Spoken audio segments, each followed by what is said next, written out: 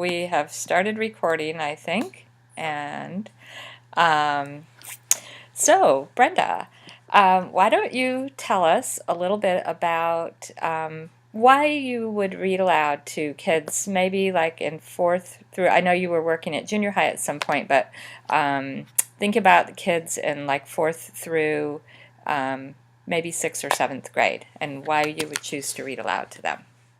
Okay. I would say probably the bulk of the reason I chose to read aloud to them was still because I wanted them to love reading, and I was still working to foster that love in them as they were working to read. But I also think, added benefits are that kids still need to have models of good reading, and they need to see that enjoyment can come from reading, and that other people, namely teachers, love books and love to read, and that is a way that they can get a lot of enjoyment out of life too. Okay, so some of the questions that my students have, one was asking, how would you choose the books that you were reading to them? Okay. When I was a classroom teacher, I chose the books for a variety of reasons. I'll talk first about like when I was at the elementary level and I had all subjects. Often my books would be chosen, like I said, it's a variety of reasons. I love this author, Roland Smith, and so I always would read this book. It's Zach's Lie. And part of why I would read it is because it does a really great job of creating anticipation and that type of thing with kids. And then he has a lot of other material out there. And so after I would finish that book, then I could book talk some of his other books, and that would get kids kind of in that entry into books too. Another one by him that I sometimes read, the cover is different now, and actually I'm not even sure that this one's in print. It's called Amy's Missing. And it's just a really fast-paced, easy read. So sometimes when I had a little bit of time, I would read that. If I didn't feel like I had like enough time to read a book before we went on vacation or something like that, I would choose it for a time like that. At other times, I chose books that might go with our curriculum. Like another author that I pulled out a bunch this morning. Another Great. author that I really, really like is Will Hobbs, Downriver, and he writes a lot of adventure stories, but he also writes a lot, and so does Roland. And Ben Michelson is the other one that I used a lot with curriculum stuff. They wrote a lot about things that had happened. The setting was in Latin America, and so we studied Latin America here in the sixth grade, so that would sometimes be a reason why I would choose that. A lot of times the books that I chose as read-alouds had like social issues or issues that kids would be facing or were already facing. Either they would be coming up or they already were kind of facing those things in their life. And so I would read because of that. Sometimes it was just a quality piece of literature that I really wanted my kids to be exposed to. The Giver is kind of an example of that. I read that one aloud most every year that I taught after it came out, and then just encouraged the kids to read the sequels. And of course, there's a resurgence in that one right now because it's a movie now. But this one was one as a middle school teacher, Bronx Masquerade by Nikki Grimes. It's poetry fiction, and so I would read it each year too because I wanted them to be exposed in a different way to the genre of poetry. And this one just had a really unique way of introducing a lot of different types of poems and a lot of issues that, especially in Wyoming, my kids may not have had any exposure to. So I kind of did it for a broad exposure, did it to help like with issues that they may or may not be facing at that moment, but would be soon if they weren't already. On My Honor was another one that was one of my favorites because it deals with death and death of a friend, and so sometimes that one became really close to them because some of them were in situations where their friends had died recently, or some of those kinds of things were happening. This one is one of the ones I really love. Dare is the name of it, and I'm pretty sure it's not in print anymore. But who's the author of that one, Brenda? What's that one? Who's the author? Marilyn Halverson. Okay, thanks. And I'm pretty sure that one's not in print anymore. But you can find it like on Amazon in some of their less liked ones. But Dare was kind of a bad boy, but he turned around, and so I really liked that about him. So really it was for a variety of reasons. Sometimes it went with the curriculum. Sometimes it was one that just fit with what we were doing or what was going on in our world at that time, or in our classroom maybe. Sometimes it was part of the curriculum that I wanted it to be. Sometimes it went with one of the other curriculums, but it fit nicely with that. Okay, so that kind of leads into another question that we were talking about is how long of a period of time would you read? And was it different when you were in a self-contained classroom or when you were in a classroom that you had kids only for 45 or 55 minutes? Okay. In a self-contained classroom, typically my read aloud time was usually a chapter. And when I went to the secondary level and taught at middle school, I kind of did the same thing. In middle school, I had to monitor the time a little bit more because of that short 45-minute period of time. So we might not complete a chapter in a day. At the elementary level, it kind of had, I had a little bit more flexibility, so I was able to at times say, okay, we can read another chapter today. Or a lot of times a chapter in a book, the way many authors write their material, a chapter has a nice cliffhanger at the end. So kids want you to read more and often would beg me to read more, but it was always a really good way to know that, I mean, they'd like to come to school tomorrow, and they were anxious and anticipating what was coming next. And so it was kind of a good way to filter that through and go, oh yeah, well, we got to wait till tomorrow. Or sometimes I would stop in the middle of a chapter if there was a really super good cliffhanger and I wanted to keep them really thinking about that material, because if you leave them when they're really thinking about it instead of when they're completely fully satisfied, they're more anxious about you doing it again. Typically, a chapter in a book that I would use as a read aloud would take 10 to 15 minutes. So usually, 15 minutes a day, maybe a little bit more at times. Okay. So one thing that they've been learning about is the interactive read aloud, when you read a picture book and you stop and do think alouds and those kinds of things. So for your purposes in doing this kind of read aloud, is that what you did, or did you just pretty much read straight to them? That was kind of dependent too. When I moved to middle school, I was only a language arts teacher. And so at the middle level, I would have done more of the let's think aloud, let's turn and talk to your neighbor, and would have picked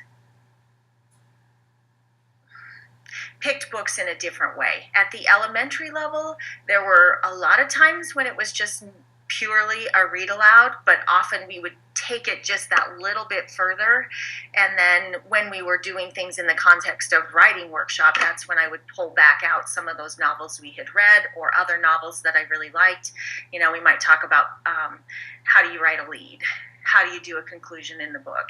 And if leads are easy because you're just looking at the beginning, but if you're looking at something where you're trying to look at how do I write a lead and then how do I conclude the book, if you're trying to do it through a chapter book, it almost has to be books that you've read. So sometimes I would pull those back out and we would re-look at how did that one start and how did it end, and is there a really good tie together with that? Often, though, with those, I would do that more with a picture book because It's a quicker read. And so the mini lessons would include those books where maybe if we were looking at leads, we'd look at 5 or 6 picture books and I'd read the lead. And then when they got ready to talk about conclusions, I might read just the conclusions of those same books. Okay. And sometimes I would read the whole entire book. It just kind of varied as to what we were doing. But that is becoming a much bigger habit, I guess I would say, as I move through the district now and see teachers teaching. That habit of using a book as an anchor or as what many experts would call a mentor text kind of has become more and more popular, because that really helps kids see how authors do it. And if it's something that's been published and you can pull out what it is you're trying to get kids to learn through published material, they tend to anchor onto that a little bit better. And I know many teachers, as you're looking at that whole idea of text complexity that goes with Common Core, when you're trying to teach something that's pretty hard, you use a book that's relatively easy to enter into that so that they can scaffold their learning that way. So, so the read aloud chapter books primarily were to engage kids, to get them interested, to help them to see that books could be fun and be something that you could turn to for entertainment. And then you would use the picture books primarily, especially when you're teaching writing. Is that what you're saying? Absolutely. Mm-hmm. Okay. Let me look. And even some of the skills in reading, especially if I were to be back in the classroom now, I would use more picture books for reading skills to really try to help them with some of the reading strategies by using books where it's more obvious and then transitioning into, how is this being done in our read aloud? Does that make sense? Mm-hmm, mm-hmm. It does, and I was looking at the question, so I wasn't not paying attention to you. But there's a lot of the questions have to do with the level of book, and I guess one thing that just from talking to some of the students, there might be some confusion as to if you do a read aloud, does it have to be? Would you say, does it have to be written at the same level as the kids are reading? So if you've got fourth grade kids, would you pick a book that was maybe written at a higher level than fourth grade, or would you try to pick books that were written at their level? Okay, great question. In my experience, the read aloud book often is something that is maybe a little above what their instructional level is, because their auditory ability is a little higher than their actual physical reading ability. But once again, it would kind of depend on the purpose of it. If I were trying to teach a really hard skill, I might have multiple copies of that book and try to be doing some of the skill work in there and having the kids follow along. When I used read aloud, I really didn't have, I had a few kids, and sometimes that's a really great intervention for a kid. Or maybe even an extension for a really high kid, to give them a copy of the book to read along with you, or maybe give them a copy of the book and once in a while let them do the read aloud part, and transfer that responsibility sometimes. But primarily, if it were just for the pleasure of reading aloud and for them to hear a fluent reader and be able to enter a text, I would pick something that was a little bit harder. But for like small group work or work where I was trying to teach them a skill, I would pick a book that might be a little bit easier, especially at the beginning of the year. And then as they get more proficient in that strategy, then the material would get harder for them. Okay, and it's kind of going along with that. I'm thinking about kids who, when you're reading aloud, and did you ever have kids who just were like, I'm not interested in that, they wouldn't listen, they would disrupt, or how did you handle those situations? If it seemed like most of the group was engaged, but maybe you had one or two that didn't want to be engaged? I think there were times when, especially early in the year, I would have kids that maybe were not all that interested in a read aloud, or that, their mind may have wandered or checked out a little bit.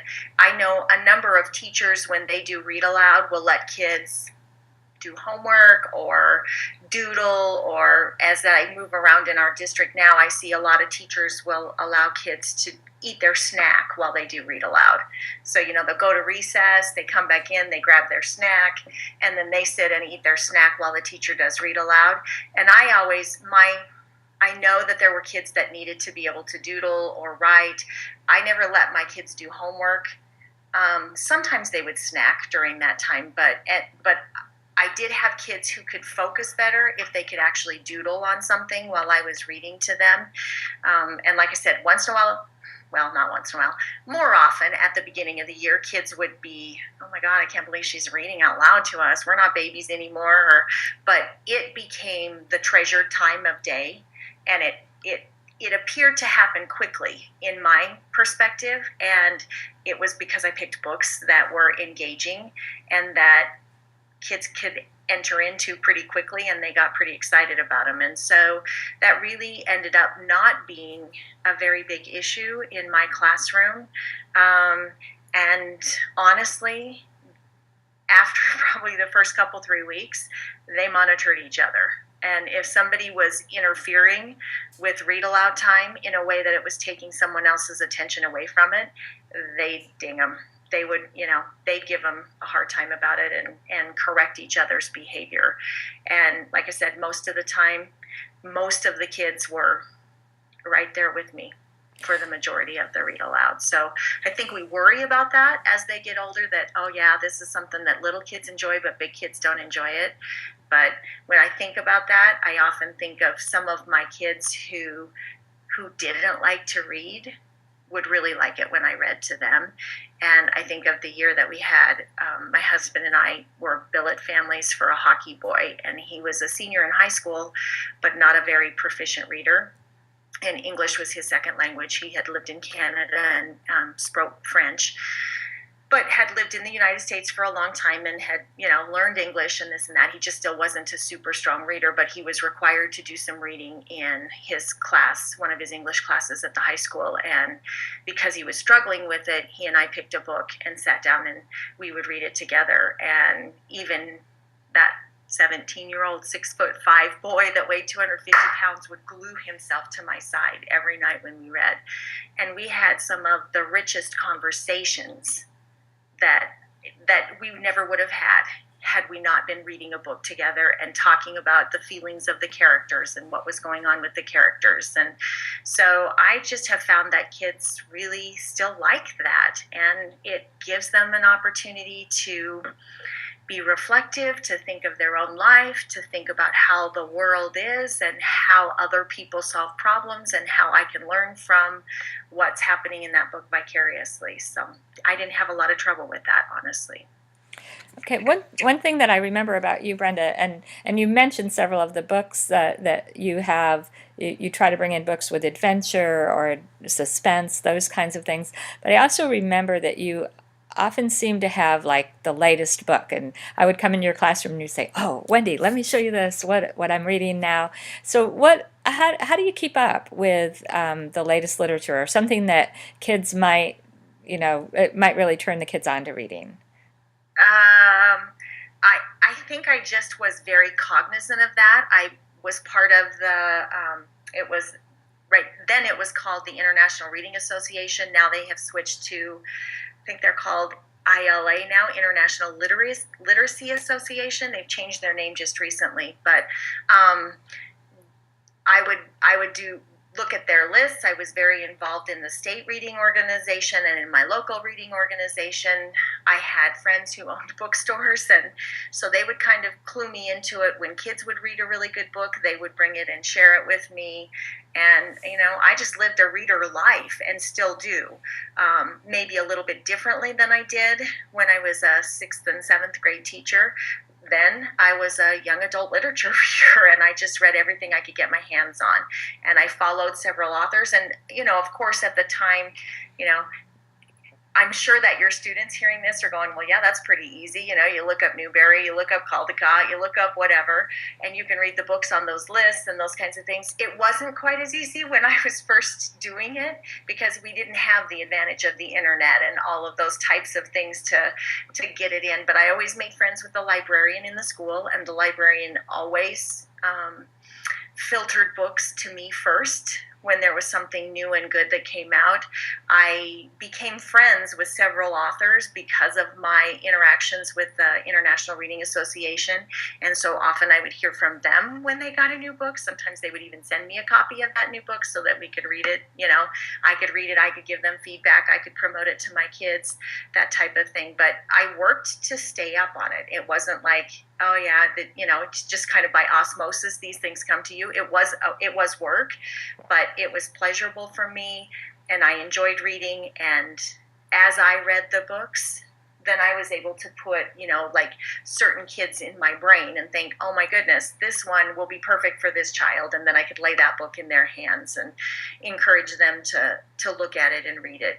And we just became a reading community, and kids would talk to me about what they were reading, and kids would recommend books to me, and I would recommend books to them. And a lot of times they will read what's really currently being talked about, but when you have some of that background knowledge about maybe some other material that was really popular 10 years ago or 20 years ago that still has a lot of merit and value that they may be not aware of, they'll then go ahead and enter through that too. Okay. You got somebody there? Getting somebody at my door. Give me 1 second. Okay.